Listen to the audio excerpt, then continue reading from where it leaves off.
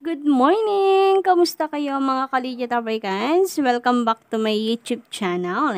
Nandito na naman nga po ako, si Gandara, ang Kaligit Africans po ninyo na maghahatid ng mga latest update and fresh happening single sa TVG and the Legit Africans. So, kamusta kayo mga ka-OG? Ang mainit po nating update na pag-uusapan ngayon ay pumapatungkol po dito sa mga pangyayari kahapon pa rin mga ka-Legit Awakens kasi talaga until now may mga hangover. Ang hangover, hindi pa rin po makaget over ang ilan sa ating mga ka-Legit Awakens about po sa kaganapan kahapon. Kasi talagang isa po ito sa very unforgettable na episode ng EAT po sa TV5, ng TVJ. Kaya naman talagang until now ay pinag-uusapan ito at hindi po nakapagtataka na nag-trending ito kahapon. So, bukod dyan natin din pong pahapiwan ang patungkol dito no, sa inaatupag ng GMA Network, ang pagpopromote po sa Itbulaga ng Tape Inc. Grabe nga yun. Sana all po, no? Sana all ay binibigyang pansin ng GMA. Kasi ang TVJ noon, parang hindi naman nila pinopromote. Ang lagi po nating naririnig si Henyo Master, laging pinagtatanggol ang GMA. Pero ngayon, ni pangangamusta raw sa kanila, hindi nagawa ng GMA.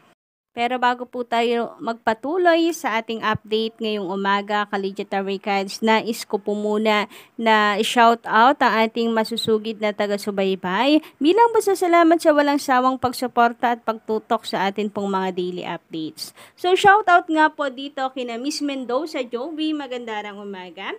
Sir Nathan Wayne De Vera, magandang umaga. Loreto Castro, magandang umaga. Estrella Carpio, magandarang umaga. And Miss Antea Miss Antea C. Bandal pala yun. So magandarang gabi and ano daw? Magandarang umaga to magandarang gabi. Grabe nga yun. Tinapos ko kagad yung araw. Anyway, magandang umaga po sa inyong lahat. Ganun talaga. Excited tayo para sa EAT bukas, o diba, Losot. Charis. Anyway, sa mga hindi pa po pala nakaka-subscribe dito sa ating YouTube channel, maaari po ninyong pindutin ang subscribe button and notification bell para maging updated at una kayo sa mga susunod nating mga balita. And eto nga mga Kaligit Awakens, trending po tayo kahapon with the hashtag LegitDawarkans. So nakapagtataka pa ba yan? Tinatanong pa ba yan? Automatic trending po talaga. Kasi napakaganda ng episode kahapon. Samantala, mga ka-OG, kung tayo po ay busy sa kaka-replay paulit-ulit na episode kahapon, eto naman pong GMA Network busy para i-promote ang Itbulaga ng tape. So, bukod po sa kanilang pagko-commercial, take note guys, kino-commercial na po nila para lamang po ma-promote ang Itbulaga. Dati wala pong ganyan, pero ngayon, diba? Welcome na po natin yung mga ganitong mga pangyayari dahil kailangan nila yan para maging number 1 di umano sila. Kagaya ng ay pinagmamalaki nila, tuwang-tuwa sila na nag-number 1 sila sa TV ratings ng November 10. Kahit araw ng Sabado, naglabas sila. Ka-OG, himala ata first time. Kasi noong mga nakaraan, di ba dati, tayo po'y atat lagi kinabukasan, kung ano po ang resulta ng ratings. Pero pag Sabado, nakakainip guys, kasi Lunes pa natin malalaman ang TV ratings ng Friday and Saturday. Pero ngayon, ang aga guys, naglabas agad sila. Baka ngayong araw kahit po Linggo maglabas sila para ngayon namang araw ng Sabado. Sige, try nila. Para bongga. Para isipin talaga ng mga tao na masipag lang po talaga sila ngayong Linggo na ito mga ka-OG. Hehehe, charis. Samantala, ito nga po ang pagpopromote ng GMA sa G sa Gadlin, nila Yorme and Buboy ng Tape Bulaga ka-OG. O, panoorin nyo daw yung episode na ito. Panoorin nyo daw yung video na yan. Sabi ng GMA Network, talagang pinopromote ng bongga.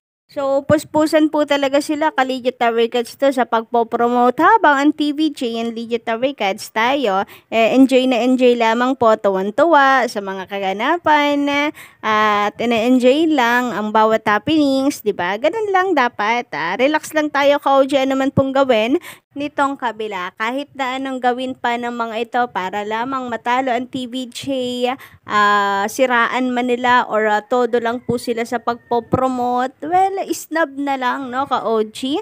At the end of the day, never naman nilang makukuha ang titulo sa TVJ bilang number 1 na noontime show and hari po ng tanghalian. Never yan itatakpo nila sa bato dahil kung ito nga pong showtime ay ilang taon na, and di hamak na mas malakas po kaysa sa kanila, never pong naagaw sa TVJ ang corona na yan, ang pwesto na yan, ang titulo na yan, ka-OG, for being number 1 noontime show and hari ng tanghalian. Sila pa kaya?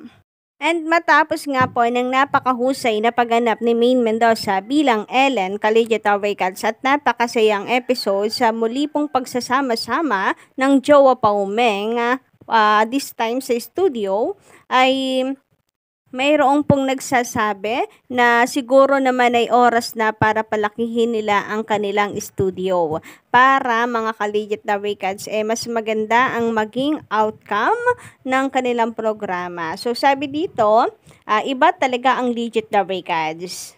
Iba ang saya at sorpresa. Kaya nga po talagang sa kanila dapat ang bulaga. Kasi ang TVJ ay full of surprises parate. Biruin nyo yan, halos araw-araw tayo ay sinusurpresa ng TVJ. Kaya kung meron mang dapat na mapunta ang Itbulaga na titulo sa TVJ po yan, dahil yun naman talaga ang dahilan kung bakit Itbulaga ang ginawang titulo or naisip na titulo ni Henyo Master JDL. Sabi nga po niya, surprise sa tanghalian. And they never fail, ka-OG. And kailanman hindi rin nawala sa uso dahil ang bulaga hanggat may bata may bulaga, ka-OG, at hindi yan mawawala sa uso. So sabi nga dito, sabi pa po dito ang ito na ang panahon na palakihin ang studio at ang stage ng EAT para maluwang at di masyadong black ang background. Hashtag Legit Tower Cats. So, mukhang oras na daw po ito, mga ka-Legit Tower Cats. Kayo po ba ano ang inyong komento about po rito? Sana nga, no? Sana mga ka-Legit Tower Cats, pero ayaw ko rin naman pong pangunahan ang TVJ kasi bago pa lamang po ang TVJ production, so malaki-laking pera pa po ang iipunin ng mga yan. Syempre namimigay rin naman po ng papremyo. So sa tulong siguro ni MVP, mga ka-OG, hindi imposible, and malay nyo naman ay ginagawa na siya ngayon since 'di ba 2 studio daw po ang ipapahiram ni MVP. Alin po kaya yung isa? Malaki po kaya yon or iniintay lang po ng TVJ ang APT Studio? Ano rin isang question mark din po ito sa mga tao. Pero ganin pa man mga ka-Legit Tower Cats, still okay lang din naman kung hindi pa sa ngayon na-enjoy pa rin naman po natin ka-OG, hindi naman naapektuhan yung ang skills nila sa kanila pong hosting, di ba? Sa pag-host po nila. So, na-deliver pa rin naman nila at very successful pa din naman ang EAT kahit sa maliit silang studio. So, antay na lang din siguro talaga ka-OG, no? Ang best. Sabi nga ni Bossing, wag masyadong mainipin. Ano bang pagkakasabi ni Bossing doon? Maging pasyensoso dahil hindi lahat ng gusto ay nakukuha agad.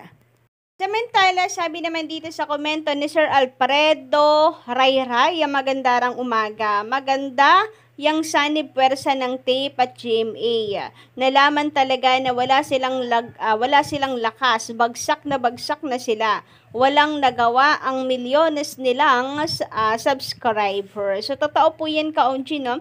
Biruin nyo yung kanila pong live sa Itbulaga tape. Diba, nakaka-2K po sila. Pero mula nung nag-live na rin ang GMA, ay nagtig 1K na lamang po. Hindi pala, 1.1 dito sa Tape Buligat na 900 sa GMA Network, o, diba? Nahati lang ka-OG. Nagkaroon pa ng kahati ang taping sa kita nila sa YouTube live streaming. Hay, naku, wala rin pong nagawa ka-OG kahit nasa kanila ang may pinakamaraming subscriber. Wala pa rin po ito at talo pa rin sa 500,000 ng TVJ.